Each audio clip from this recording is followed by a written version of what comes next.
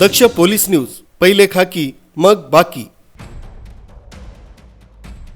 जळगाव ग्रामीण पोलीस दलातील पारोळा पोलीस ठाणे इथं नवीनच नियुक्ती झालेले वरिष्ठ पोलीस निरीक्षक दीपक पाटील यांनी पोलीस ठाणे हद्दीत वाढती वाहतूक, वाहनांची कोंडी आणि वाहतूक नियमांचं उल्लंघन लक्षात घेऊन स्वतः तसंच वाहतूक शाखेचे PSI राजेंद्र कोठावदे, सतीश महाजन, सचिन पाटील, रोशन पाटील, गृहरक्षक दलाचे जवान आदींसह दिनांक 22 जून रोजी सायंकाळी नाकाबंदी केली।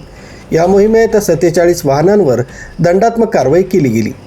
नाकाबंदी दरम्यान करण्यात आलेल्या कारवाई दरम्यान लायसन्स जवळ न बाळगणं 16, triple seat 15, no parking 8, fancy number plate 2, विना हेल्मेट 1, अवैध प्रवासी वाहतूक 1, ड्रंक अँड ड्राईव्ह 4 अशा एकूण 47 कारवाई करून 32,500 रुपयांची दंडाची रक्कम वसूल करण्यात आली। अनपेड दंड 27,500, पेड दंड 5,000 अशा प्रकारे कारवाई करत दंड वसूल करण्यात आला।